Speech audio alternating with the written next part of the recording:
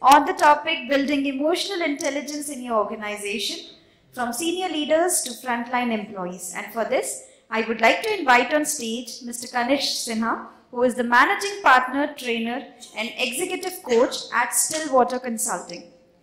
Giving a brief introduction, he has trained and coached senior leaders and from Hindustan Unilever Limited, Godrej, Deloitte, KPMG, Airtel, Pepsi, Tata's, etc. Before joining Stillwater Consulting, Kanishka worked as India Country Head for boutique leadership development firm, the Works Partnership, and prior to TWP, he has worked in Sales and Marketing Division at Hindustan Unilever, where he took over the fastest declining area in the country and turned it around to win a Director's Award for the second highest market share gain in the country, leading an extended team of over 500 people.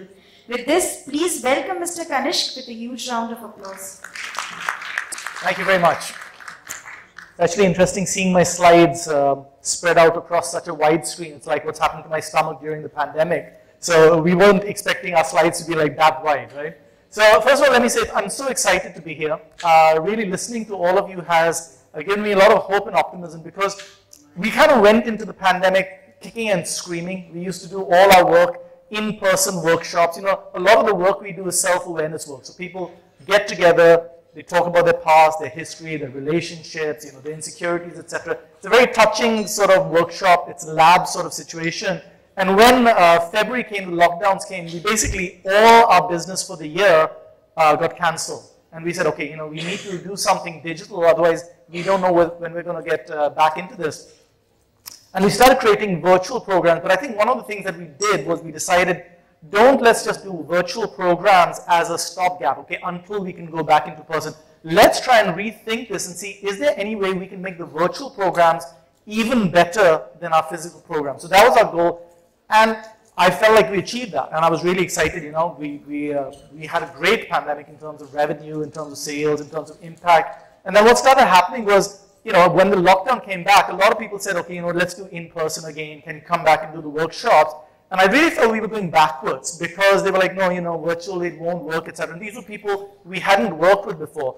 All the clients who had done our virtual, they were like, no, we want to do that. This is the one program we're not going to touch. And so I thought maybe we've lost that opportunity, right? We're going back to what's comfortable. But listening to all of you guys speak over the last few hours has really given me optimism that we're seeing this as an opportunity where we can really address some of the problems we're facing in a much more, hey, let's use this, not let's go back to what we were comfortable. That's really exciting for me. Because I think the talk today is about emotional intelligence, how to embed it throughout the organization. And I really feel with the new tools we have available in this digital world, that is now much more possible because things have changed very dramatically. You know, when I was at Hindustan Levers about 20 years ago, you know, Hindustan Levers, or at least Levers, came to India in like 1888, right? And when I was there in 2003, etc., it was about 10,000 crores, so about $2 billion. So it took 100 years to generate a $2 billion company. Now, if I look at Byju's, for example, one of our clients, they started, 2011, and now they're 22 billion. So in 10 years, they created a $20 billion company, whereas we created, you know, a $2 billion company is 100 years. So literally, the scale at which things are moving is 100 times more. 10 times bigger growth in 1/10 of the time. The scale is so much more. And what it really means is people are doing jobs that are completely unprecedented. The requirement for emotional intelligence in the managers and leaders today is just so much more because, again, when I was at HUL as a first-time sales manager, my boss had also been a sales manager, the regional sales manager. His boss, the regional manager, had also done the same job. His boss, the sales head, had also done the same job. His boss had done the same job, and the CEO, the chairman of Hindustan Lever, had also been a management trainee, gone through the sales system. So every single person above me at 6 levels had done exactly the same job in me. I didn't need to be emotionally intelligent. The emotional intelligence was built in the culture of the organization. It was there for 100 years. But today, you see, when we have a digital marketer, he can't go to his dad and say, how do you do digital marketing? They didn't have YouTube. They didn't have Facebook. We're just having it as our generation. My kid will not be able to come to me and say, okay, how do I use artificial intelligence to, drive business? I just don't have that experience. So what's happening now is everybody everybody needs to be far more emotionally intelligent to be able to handle completely unprecedented challenges, scales that, you know, our parents have not seen, right? What's happening at senior level? Now, senior level, when I'm talking about senior level, today I'm talking about 35-year-olds. Today a 35-year-old is a senior level, whereas earlier it would be 55 or 60 is like, you know, the senior guys. Today, you know, people are running companies at 35, right? Because they're running it so quickly, maybe after 15 years experience, they don't realize that some of their very small gestures have a huge impact on the culture of the organization. You know, somebody at a senior level could say something like, hey, this quarter there's a lot of pressure on the, you know, share price. We can't make any allowances. We have to get our target done. That seems like a very reasonable target, but you see his subordinate goes, hey guys, you know what? We have to get our jobs done, otherwise I'm not sure if we're going to keep our jobs. His subordinate goes to guys like, if you're not going to do this, you may not have a job next quarter. And that guy's subordinate will go and shout and scream at his subordinates. He will cheat the customer, he will push, he will do forward sales. And the guy at the top, he'll be like, you are responsible for this kind of like brand dilution of your company. He's like, I didn't say that. But what we need to realize is now, even the smallest word is going to transmit so much faster and be amplified because that 100-year culture is not there. Everybody's making new decisions, and neither does the company have that culture, nor do we as 35 years have the same sort of experience as a 55-year-old had. So, you know, establishing culture and knowing how small gestures are impacting, similarly dealing with the uncertainty. The pandemic, demonetization, the AI, the tech slowdown, the layoffs in the tech, you know, the lack of funding in the startup thing. There's so many changes just now. People don't know if they're going to have a job next quarter. Now, they need to handle their emotions related to the uncertainty and also provide it to their organization and the teams reporting to them. So at the senior level, they've got to handle all this sort of stuff. For the future leaders, I'm talking about now 28 years old, right? Some of them have been double, triple promoted, and they have like subordinates who are 24. And those guys are leading a team of like 21-year-olds. So you're almost like, you've got like a 28-year-old who's got a team of maybe 100, 200. He's still used to shouting, screaming, the pressure, how do we get the sales done, etc. We need to get these 28-year-olds really speeding up to the emotional intelligence of 33, 35-year-old very, very quickly at big scales, you know, thousands and thousands of people, tens of thousands of people. How do we delegate and develop team, you know, my team members when they are 24? They are also just kind of like learning how to handle the corporate environment. Some of us have just got our first kids or we just got married at that age. So how do these first-time managers, mid-level managers handle the pressures associated with that? And you know, at the junior-most level, the management trainees, how do we handle our time management, etc. when our bosses are dealing with all this stuff? How do we learn to listen to feedback? We've always had marks and exams, etc. Subjective feedback. And finally, you know what, professionalism. So throughout the organization, emotional intelligence is one of the key factors of success, and much, much more than it's ever been, where the culture was much more important. So what are the current solutions at each level, right? What we're going to look at is, what is the current solution, right? What is the problem with that? What is an alternative? What do we need to do? What are the requirements to make that solution work? What are the limitations? And how can you try it for yourself, right? That's the structure of the talk we're going to go through. So let me talk about senior leaders. Now, I'm not talking about the CEO, etc., where executive coaching is still there. But for a lot of senior leaders, executive coaching, one-on-one conversations is the solution. For mid-level guys, we have, you know, lots of guys have spoken about this, 20 people in a workshop. That's the typical solution for developing leadership awareness, etc. at the middle level. And for junior levels, we'll say, hey, do this online course. It's a series of videos. It could be LinkedIn Learning. It could be Udemy. It could be Coursera, etc. And again, I'm talking about when you're trying to reach tens of thousands or 100,000s at that sort of level. Each one of these has some limitations, right? Executive coaching is very expensive. You know, a typical coach, you might get between 20,000 rupees an hour, even a lakh an hour. And if you have like 6 calls or so, you know, 40,000 per hour multiplied by six calls, it's very, very expected to get rupees 2.5 lakhs per person, right? You multiply that by 20 people in a batch, let's say that's like, 50 lakhs, etc. So it's a very expensive thing, only being used for top level guys. And the other problem with it is that it's very time consuming. 6 calls, once a month, etc., once every few weeks, etc. And I was reading this principle called the Parkinson principle, which is the work expands to fill the time that's allocated for it. And so sometimes when you say we're going to do a year-long coaching, the question is, why is it taking so much time?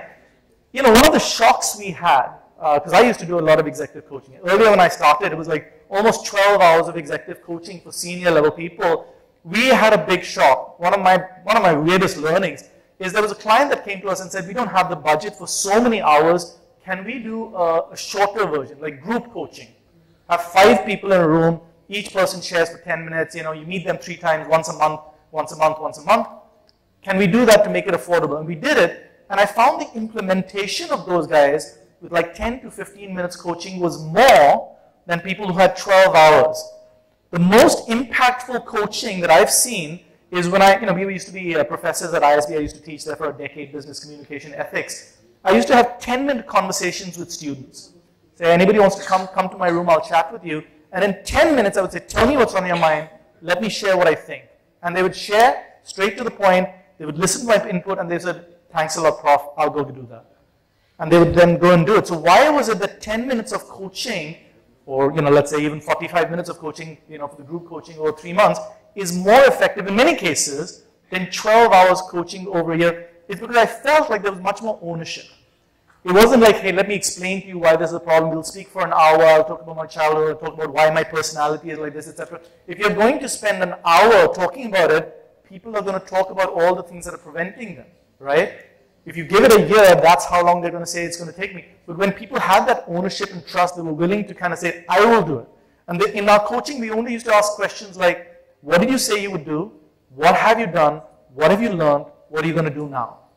And almost gives, like 2 or 3 lines of feedback in that, but the ownership was there. So that was a real learning for us, that this doesn't have to be the only solution at this level. It can be done for much more effectively.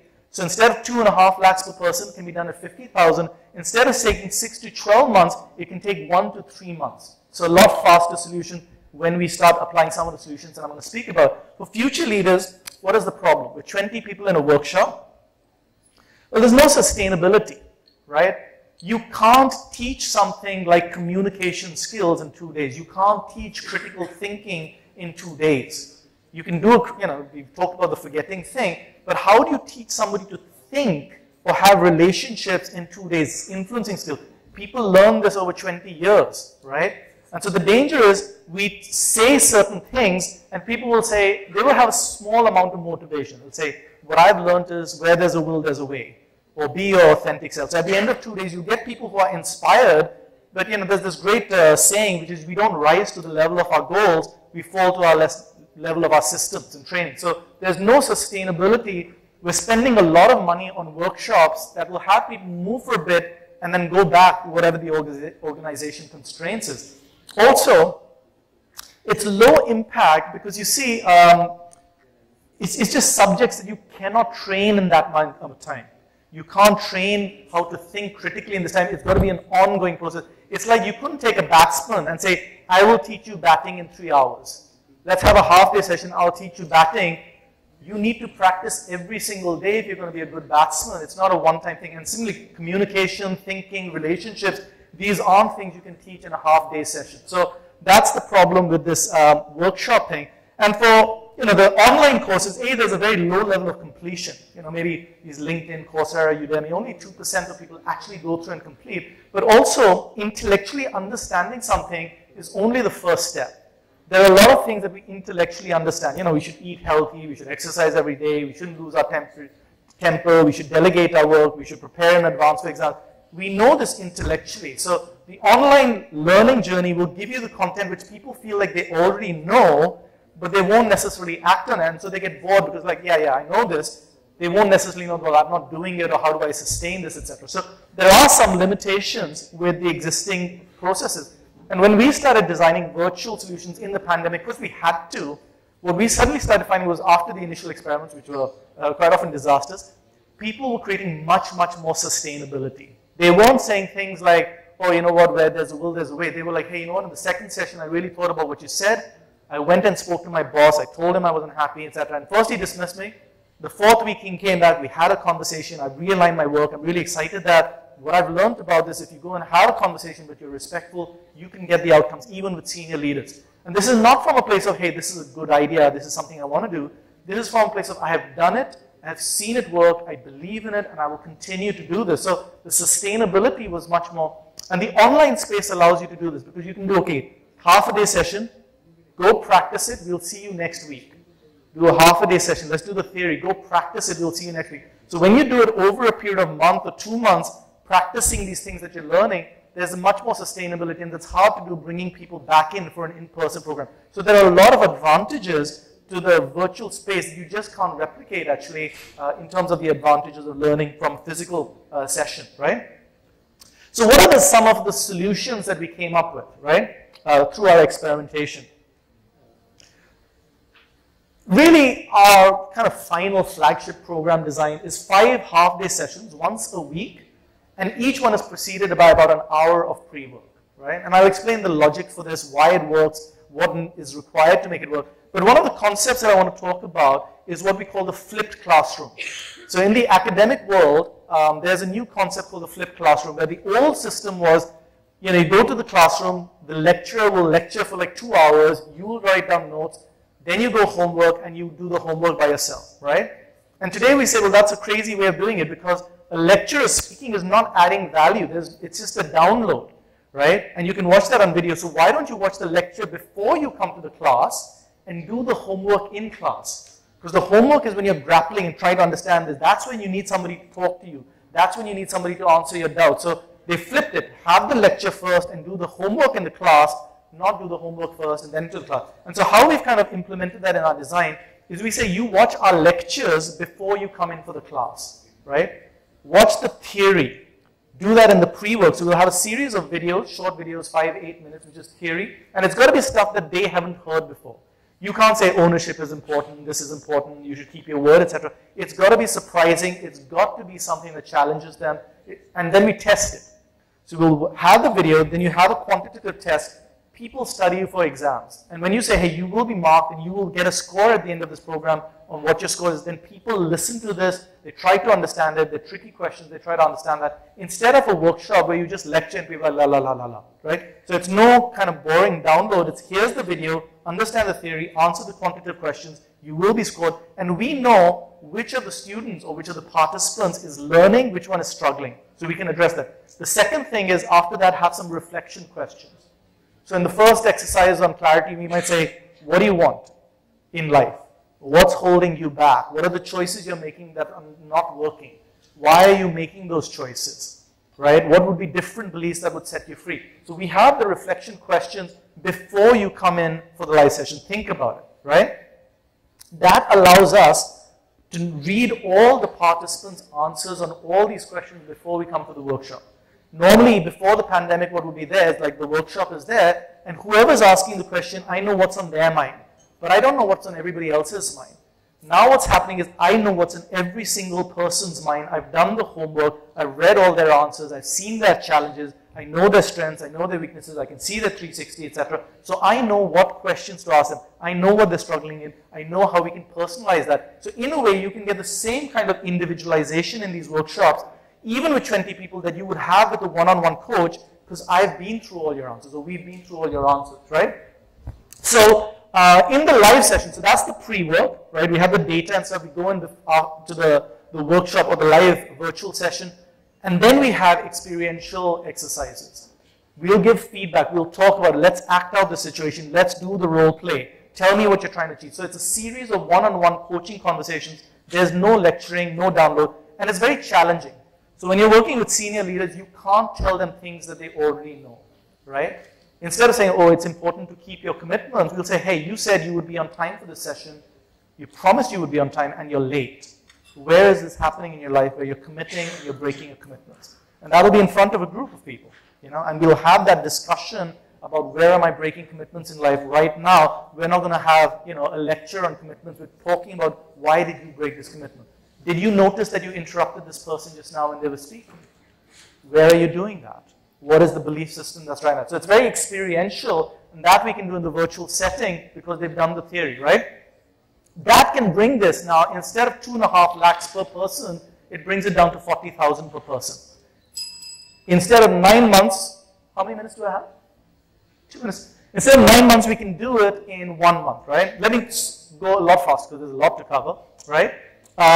We can also do this at much larger levels. So this format, it's not just with 20 people, we can do it with 100 people. We're even thinking of doing it with 1,000 people because the way it's structured, you can really get everybody going through a system where they go do the same questions, they do the theory, they understand it, you work with a few people at the front of the room, you go into breakout rooms, you come back and debrief it. So at a cost of even maybe 600 rupees per person, if you wanted to get like 1,000 people into a room, this is possible. There are some clients who've got maybe 100,000, 60,000, 70,000 people who've joined in the last 9 months.